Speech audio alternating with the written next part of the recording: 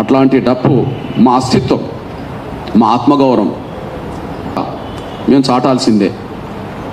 అవును, 30 ఏళ్ల క్రితం మేము మాదిగాని చెప్పుకోనంత కాలం మాకు ఉనికే లేదు. 30 ఏళ్ల క్రితం వరకు ఎంఆర్పిఎస్ రాకముందు మేము మాదిగాని చెప్పుకోవడానికి మేము సిగ్గుపడ్డ రోజుల్లో మాదిగానే ఉనికి సమాజంలో కనిపించేది కాదు.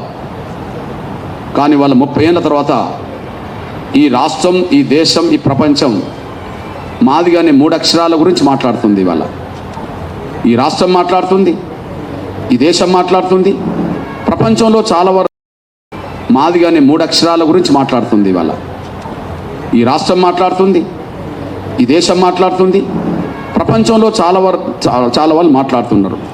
అంటే మేము చెప్పుకోనంతకాలం మా ఉనికి, మా కులం ఉనికి ప్రమాదంలో పడ్డది. మేము చెప్పుకున్నప్పుడే మా ఉనికి ప్రపంచానికి తెలిసిపోయింది. అట్లనే మేము డప్పును మా అస్తిత్వంగా ప్రకటించకపోతే మా డప్పు కనుమరుగవుతుంది. ప్రపంచంలోనే ప్రాచీన వైద్యం, ప్రపంచంలోనే ప్రాచీన కాలం నాటి ఏదైతే డప్పు ఉన్నదో, వాయిద్యం ఉన్నదో, అది మొదటిగా మాదేనని చెప్పుకోవడానికి గర్వపడుతున్నాం. ఇవాళ నా కళ్ళ ముందు సమాచారం అందించడానికి ఇన్ని టీవీలు ఉన్నాయి, ఇంత ఎలక్ట్రానిక్ మీడియా ఉన్నది, ఇంత ప్రింట్ మీడియా ఉన్నది, చాలామంది సోషల్ మీడియా మిత్రులు ఉన్నారు కదా. కానీ కొన్ని వందల సంవత్సరాలుగా ఈ సమాజానికి సమాచారం రాజుల కాలం నుంచి మొదలుకుంటే ఇప్పటి వరకు గ్రామాల్లో సమాచారం అందించేది మా డప్పే. అంటే నా ముందున్న మీకంటే మేమే సీనియర్లం. మా డప్పు నా ముందున్న మీకంటే మేమే సీనియర్లం. డప్పు కట్టి సమాచారం అందించేవాళ్ళం. అందువల్ల దయచేసి ప్రభుత్వానికి వ్యతిరేకంగా నిర్వహించే ప్రదర్శనగా మీరు చూడబాకండి. మా ఆకాంక్షల్ని సమాజం ముందు పెట్టడానికి, మా మూలాలను మర్చిపోకుండా ఉండడానికి, మా డప్పును మా పల్లెల్లో పునరుజ్జీవం చేసుకోవడానికే ఈ ప్రదర్శనకు చూడాలని చెప్పి నేను కోరుతూ, ఈ నేపథ్యంలో అనుమతి నిరాకరించడానికి ఒక 6 అంశాలు తీసుకొచ్చారు. అవి నిజమైన కారణాలుగా భావించుకోవట్లేదు.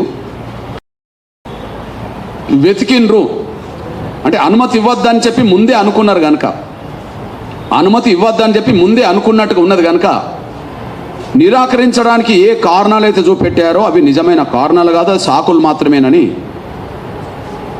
నేను గుర్తు చేస్తున్నాను. అందులో మొదటిది, ఈ ప్రదర్శనలో ఎంతమంది హాజరవుతారో నిర్దిష్టంగా దరఖాస్తుదారుడు పేర్కొనలేదంట. మేము దరఖాస్తు ఇస్తున్నప్పుడే దరఖాస్తుకు కరపత్రం యాడ్ చేశాం, లక్షల డప్పులు అని కరపత్రం ఇచ్చేసాం. పోలీస్ ఉన్నతాధికారులకు ప్రతిరోజు ఇంటెలిజెన్స్ రిపోర్ట్ ఉంటుంది. పేపర్ ద్వారా, టీవీ ద్వారా, సోషల్ మీడియా ద్వారా వాళ్ళు నిరంతరం అబ్జర్వేషన్లు ఉంటారు.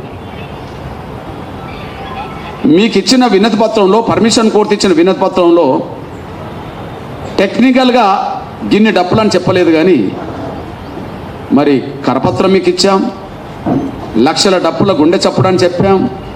అది పేపర్లకు, టీవీలకు ప్రతిరోజు వస్తూనే ఉన్నది. మీకు ఇంటెలిజెన్స్ రిపోర్ట్ ఉన్నది, సోషల్ మీడియాలో ప్రచారం ఉన్నది. మీరు ఇంతమంది హాజరవుతారని చెప్పి నిర్దేశంగా చెప్పలేదు కనుక మేము నిరాకరిస్తున్నామని చెప్పడం అనేది అది సాకే తప్ప నిజమైన కారణం కాదు. ఓకే, నేను మొదటి దానికి ఒక ఆన్సర్ కూడా ఇస్తున్నా. ఒకవేళ నిర్దిష్టంగా ఇంతమంది హాజరవుతుండ్రని చెప్పి మీకు అందులోనే పేర్కొంటే ఇచ్చేవాళ్ళ? అంటే మిగతా 5 అంశాలు కారణాలు చూపెట్టరా? మొత్తం 6 అంశాల్లో మొదటి అంశమే ఎంతమంది